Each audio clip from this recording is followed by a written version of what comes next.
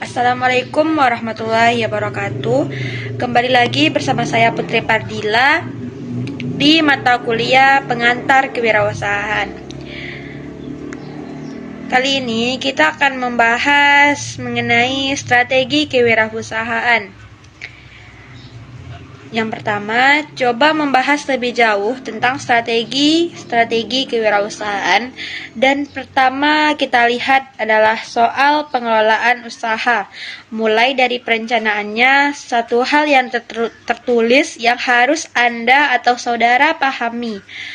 Satu hal yang tertulis berisikan misi usaha, usulan operasional, termasuk rincian strategi dan peluang-peluang yang mungkin diraih oleh market-market yang mungkin bisa Anda jadikan satu daerah kekuasaan yang merupakan bagian-bagian yang harus masuk dalam olahan rencana usaha Anda. Ketika ingin membuat suatu usaha atau wilayah terkait dengan bidang usaha tertentu yang ingin Anda lakukan atau laksanakan, fungsi dari perencanaan itu untuk apa pada akhirnya dijadikan sebagai pedoman mencapai keberhasilan manajemen atau keberhasilan Anda sebagai pengambil kebijakan untuk usaha sendiri yang biasanya berupa ringkasan eksekutif, berupa maksud usaha usulan finansial. Jadi, di dalamnya ada maksud usaha dibangunnya rencana itu. Yang kedua, usulan-usulan finansial yang akan Anda gunakan dalam proses pelaksanaan usaha yang dibuat. Kemudian permintaan dana kepada sumber-sumber pendanaan, kecuali Anda memang bisa menjadi sumber dana sendiri. Dan yang terakhir, yang harus ada dalam perencanaan itu adalah untuk mendapatkan cara atau strategi menggunakan dana dan cara pembayaran kembalian dari pinjaman. Kalau memang modal usaha yang digunakan adalah berasal dari pinjaman, apakah itu dari bank atau dari lembaga tertentu, dari keluarga, dari teman, atau terserah, harus dipikirkan bagaimana cara penggunaannya dan bagaimana sistem dan pola pembayaran kembali pinjaman tersebut. Hanya bisa meminjam harus dari awal sudah didesain sedemikian rupa, bagaimana prosesnya, bagaimana strateginya, berapa besarnya, berapa lama, sehingga pinjaman itu akhirnya bisa dilunasi kembali. Barangkali menjadi bagian awal sebelum menentukan strategi-strategi yang lain dalam kaitannya dengan pengelolaan usaha dan perencanaan usaha. Ketika Anda memang ingin mengusahakan atau berencana ingin membuat satu usaha sendiri, pada akhirnya menuntut Anda untuk lebih banyak berpikir, lebih banyak berkreasi, berimajinasi untuk menentukan setiap titik atau garis sentral dari harapan keinginan sesuai apa yang Anda pikirkan. Apa yang ada di pikiran saudara agar lebih banyak berbicara, berdiskusi dengan para wirausahawan yang lebih sukses, yang lebih duluan sukses daripada Anda. Anda bisa membaca biografi mereka yang hebat atau menelusuri kemungkinan proses mendapatkan pinjaman dana dari sumber-sumber yang bisa dipertanggungjawabkan. Jadi, Anda memang lebih banyak berkreasi. Kreativitas menjadi lebih muncul, lebih banyak berkomunikasi, lebih banyak bertanya, lebih banyak mendengar, mencari, dan menyimpulkan sesuatu untuk kemudian didesain dalam bentuk rencana atau pengelolaan usaha yang sudah ada di desa itu sebenarnya bisa dijadikan sebagai alat untuk mengajukan kebutuhan permodalan ini yang bersumber dari luar atau dalam. Konsep membuat proposal berupa manajemen usaha, pemasaran, produksi, atau operasional. Manajemen usaha, pemasaran, produksi, atau operasional perusahaan bisa kita jadikan sebagai dasar dalam penyusunan proposal. Karena bagaimanapun ketika usaha membutuhkan modal harus jelas sumbernya dan sumber-sumber permodalan itu akan bisa dituangkan dalam bentuk proposal agar bisa didapatkan. Syukur-syukur kalau memang sumber permodalan itu tidak membutuhkan birokrasi atau persyaratan atau jaminan-jaminan tertentu, misalnya melalui pinjaman individu, perseorangan, atau kelompok, atau memang pinjaman keluarga. Tapi kalau memang berurusan dengan mau tidak mau, segala sesuatu yang sifatnya formal harus dipenuhi. Makanya perlu rancangan dari pengelolaan usaha yang akan dipisahin sekecil apapun itu bentuknya, tapi yang namanya birokrasi dari konteks peminjaman dana dan sumber-sumber pendanaan harus Anda lewati sesuai dengan prosedur dan syarat yang sudah ditetapkan oleh dunia perbankan. Kita coba lihat yang berikutnya, bagaimana dengan pengelolaan keuangan. Jadi, memang disadari atau tidak, meski bukan menjadi satu-satunya sumber bahwa ketika ingin membangun suatu usaha akan terpatahkan ketika Anda merasa tidak punya modal. Seperti yang kita ketahui, modal itu memang diperlukan, tapi ingat, tidak harus dari diri sendiri. Ketika kreativitas, ketika pemikiran, ketika ibunya banyak dan itu bisa dituangkan dalam satu aktivitas yang sebenarnya, dalam satu pergerakan usaha yang akan Anda buat, Anda tuangkan dalam bentuk desain yang terstruktur, maka sumber-sumber pendanaan sebenarnya bisa dicari, bahkan datang sendiri. Kalau memang perhitungannya jelas, kalau memang tujuan Anda jelas, dan secara bisnis itu memang menguntungkan, dan secara market itu memang sangat potensial. Jadi nggak ada problem, nggak ada masalah. Ketika kita tidak punya modal, yang penting bagaimana menuangkan itu dalam rencana dan pengelolaan usaha yang tepat dan benar, dan punya market dan perjanjian bisnis yang jelas. Sebegitu hebatnya, pentingnya arti modal dalam memulai sebuah usaha. Terus bagaimana pengelolaan keuangan yang dimaksud itu? Apa sebenarnya pengelolaan keuangan itu? Pengelolaan keuangan itu artinya bagaimana mengusahakan sumber dana, bagaimana menggunakannya, dan bagaimana mengendalikannya dari dana-dana yang akan dimanfaatkan untuk produktivitas atau pelaksanaan usaha yang dibuat. Pengelolaan keuangan pada prinsipnya adalah bagaimana Anda bisa mengusahakan sumber-sumber dana yang memungkinkan bagaimana pada akhirnya Anda bisa memanfaatkan dan menggunakan dana-dana yang didapatkan. Bagaimana pula Anda bisa mengendalikan pada akhirnya bisa mengembalikan proses dari sumber dana yang diperoleh bagi menjadi mulai dari awal sampai akhir sampai nilai bisnis dan keuntungannya terlihat. Itu namanya dalam pengelolaan keuangan.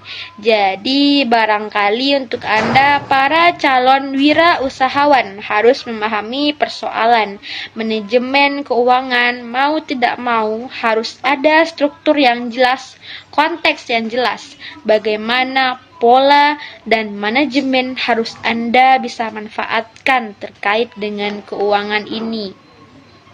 Nah, ada 3 aspek paling tidak harus Anda yakini dan Anda pahami dalam konsep manajemen keuangan, dalam pengelolaan keuangan. Yang pertama adalah sumber dana atau keuangan lembaga atau keuangan dijadikan sebagai modal utama dalam operasional usaha yang akan Anda buat.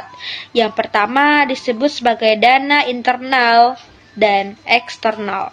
Dana internal yaitu dana dari lembaga, dari perusahaan atau dari Anda sebagai pemilik usaha. Yang kedua dana cadangan atau laba. Ada 3 aspek yang paling tidak yang harus Anda yakini dan Anda pahami dalam konsep manajemen keuangan, dalam pengelolaan keuangan. Yang pertama adalah sumber dana atau lembaga keuangan. Keuangan dijadikan sebagai modal utama dalam operasional usaha yang akan Anda buat. Yang pertama disebut sebagai dana internal. Internal yaitu dana dari lembaga, dari perusahaan, atau dari Anda sebagai pemilik usaha. Yang kedua, dana cadangan atau dana laba yang barangkali itu sifatnya ditahan. Jadi jangan mentang-mentang memiliki laba atau cadangan di awal itu sudah digunakan. Namanya juga cadangan. Berarti untuk kondisi-kondisi tertentu yang memungkinkan. Karena itu bisa dimanfaatkan sehingga tidak termasuk dana laba. Jangan hanya digunakan dalam bulan-bulan pertama, tahun-tahun pertama, dianggap itu memang laba yang terkesan menyenangkan untuk dimanfaatkan.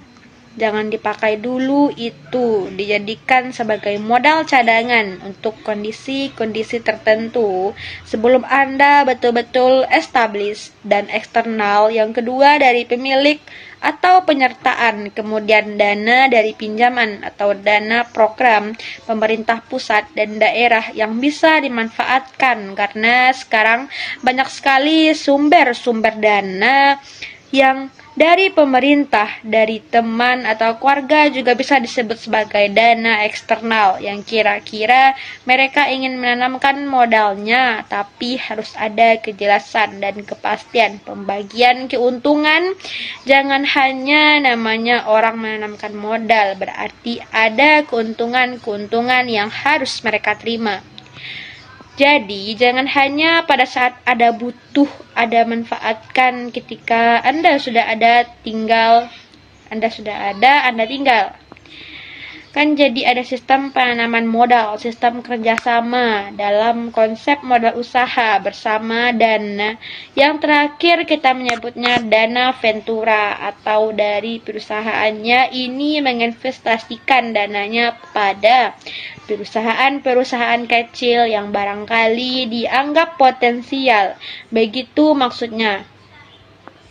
Kita soal aspek tadi, ada 3 aspek yang dalam pengelolaan keuangan. Yang pertama, sumber-sumber keuangan atau dana dari perusahaan, organisasi, ataupun perseorangan ketika memang usaha yang ingin dibangun dalam usaha sendiri.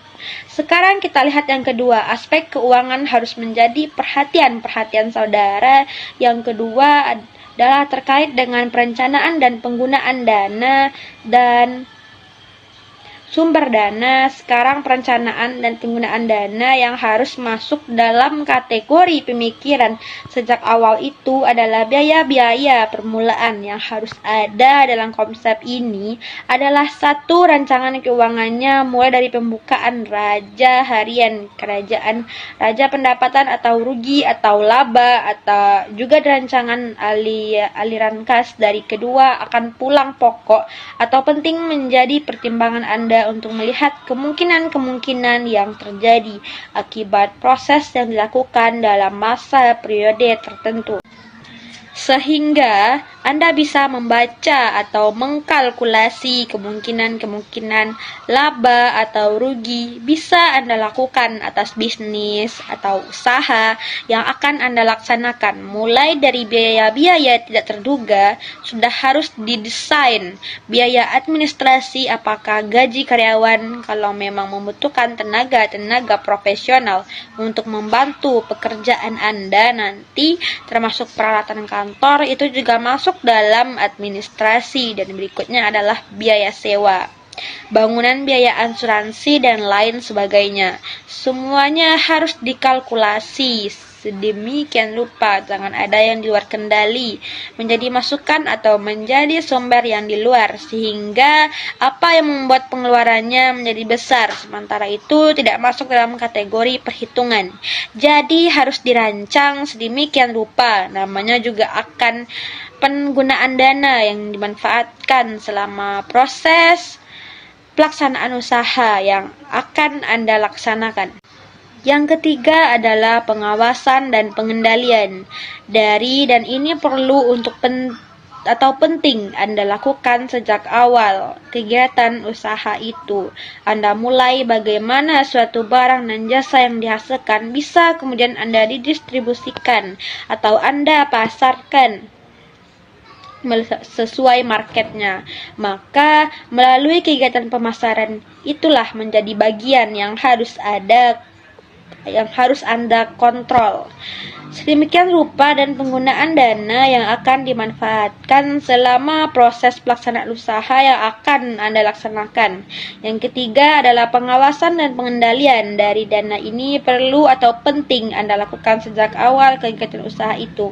Anda mulai bagaimana suatu barang dan jasa dihasilkan bisa kemudian Anda distribusikan atau Anda pasarkan sesuai marketnya, maka melalui kegiatan pemasaran itulah menjadi bagian yang harus Anda kontrol sedemikian rupa, dan itu merupakan 3 hal kunci. Semuanya itu adalah 3 persoalan pengawasan dan pengendalian dalam semakin Anda mengawasi, melakukan kontrol, dan melakukan kendali atas dana-dana Anda yang Anda gunakan, yang Anda pakai selama proses operasional, apalagi di awal-awal penggunaan pelaksanaan dari bisnis atau usaha yang Anda lakukan memang ada lebih. Jangan sampai setiap kebutuhan, setiap yang diperlukan dibeli di luar sana. Nah, ini menjadi persoalan, dan sebagian banyak orang karena tidak paham akan keuangan yang tidak mengerti soal tes laba rugi dan neraca harian, atau mungkin tidak mau ini sekaligus masukan dan indikasi buat Anda yang ingin punya bisnis yang besar. Meski diawali dengan tidak ada yang besar itu tanpa yang kecil. Jadi ketika Anda punya mimpi untuk membangun sebuah bisnis yang besar, mulai dari sejak dini, dan memulainya itu adalah wawasan dan pengetahuan dari segala sisi, termasuk keuangannya. Anda sudah mulai saatnya membaca atau melihat bagaimana persoalan harga dari sebuah usaha, bagaimana persoalan pendapatan mulai dari angka keuntungan, kerugian, dan bagaimana aliran kas Anda atau istilahnya cash flow. Anda mengerti soal pulang pokok atau banting analisa biaya tidak terduga, biar administrasi, semua dalam satu kendali, dan itu termasuk dalam kategori yang terakhir tadi. Bagaimana Anda mampu mengawasi dan mengendalikan proses perjalanan dana selama pelaksanaan bisnis. Itu dimulai hal lain apa yang harus Anda pertimbangkan, hal yang harus Anda pikirkan, yang harus Anda pelajari sejak dini ketika ingin memulai sebuah usaha, yaitu persoalan terkait dengan pemasaran. Berarti Anda sudah mulai membaca dan melihat bagaimana teknik pemasaran, bagaimana strategi pemasaran. Yang jelas, ketika Anda berbicara soal pemasaran, itu adalah persoalan bagaimana suatu barang atau jasa yang dihasilkan dari jenis bisnis yang Anda tempuh itu akan Anda laksanakan, akan Anda hasilkan, kemudian bisa didistribusikan atau dipasarkan sesuai dengan marketnya melalui kegiatan pemasaran ini, sehingga yang menjadi bisnis berkelanjutan untuk mendatangkan keuntungan di kemudian hari ini disebut dengan istilah pemasaran. Pemasaran ini merupakan kegiatan yang meneliti banyak hal. Yang harus Anda yakini adalah persoalan untuk melihat banyak hal, mulai dari kebutuhan atau keinginan dari konsumen, atau namanya inisiasi berpikir. Jangan asumsinya kita atau saya, tapi asumsinya ketika memulai bisnis, ketika menuangkan suatu produk atau jasa, yang Anda pikirkan itu adalah kebutuhan dan keinginan konsumen. Karena pada akhirnya kita selalu bicara soal kasus satisfaction. Jangan asumsinya kita, tapi aslinya keluar. Kalau orang suka, ini kira-kira gimana ya caranya menentukan yang disukai enggak. Kalau begini rasanya cocok enggak untuk mereka, bukan untuk saya. Saya suka, belum tentu orang lain suka. Tapi orang lain suka, ya udah karena dia mengeluarkan uang untuk ini, dan kita mendapatkan keuntungan walaupun kadang-kadang tidak cocok dengan selera kita. tapi kita yang menjadi dasar utama adalah seleranya. Yang menjadi dasar utamanya adalah selera konsumen. Customer satisfaction. Yang kedua, dasarnya itu menghasilkan barang atau jasa. Artinya yang digarisbawahi, bisnis itu menghasilkan produk, harus ada kejelasan terhadap kualitas produk. Kemudian menentukan price atau harga, kecocokan harga untuk daerah tertentu.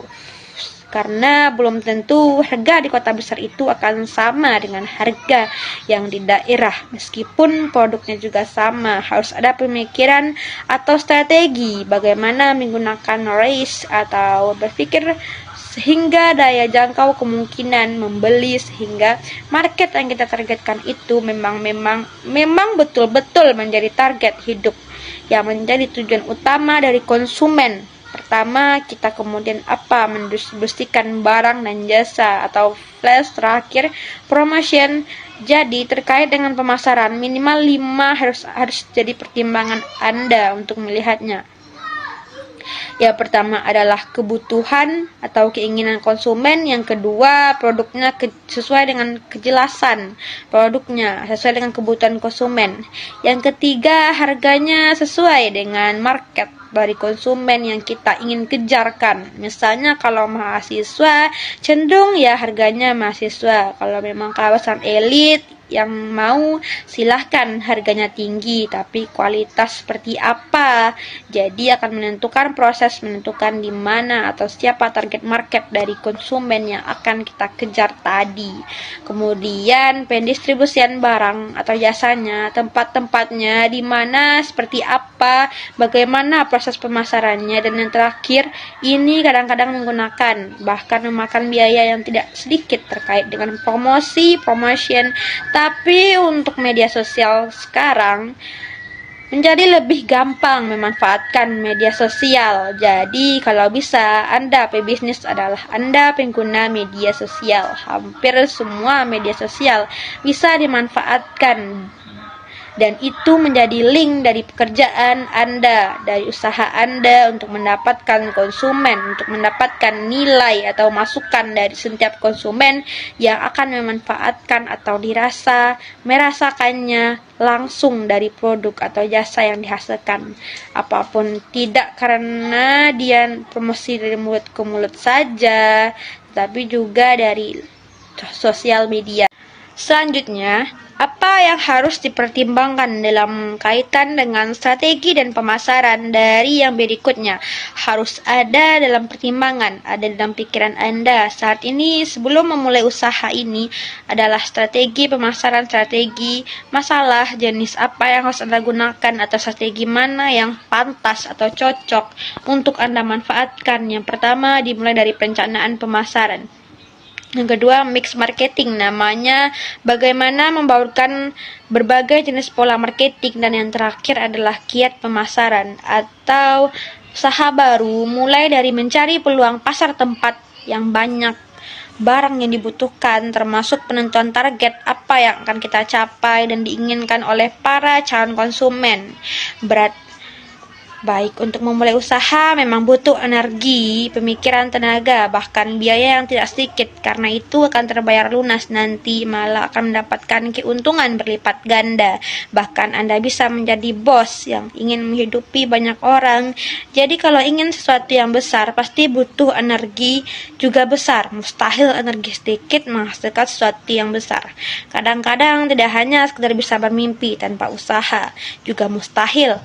Maka dalam membangun sebuah bisnis perlu usaha yang kuat, pikiran yang kuat, pengalaman yang besar, mau untuk mencoba, jatuh kemudian bangun lagi, mau berkomunikasi dengan banyak orang untuk merawat pengalaman dan energi positif dari mereka, yaitu sudah Anda mulai dari sekarang.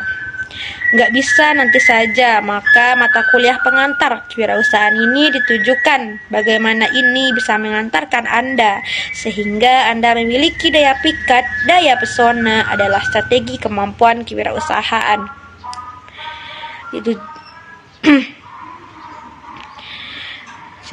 Strategi kemampuan berpikir paradigma terhadap kondisi-kondisi ini termasuk bagaimana pada akhirnya Anda benar-benar bisa menjadi seorang wirausahawan yang handal dan berpengalaman dan sesuatu yang sudah ada didesain sejak dari awal ini. Nah, itulah materi kita untuk pertemuan kali ini. Saya Putri Pardila. Terima kasih. Assalamualaikum warahmatullahi wabarakatuh.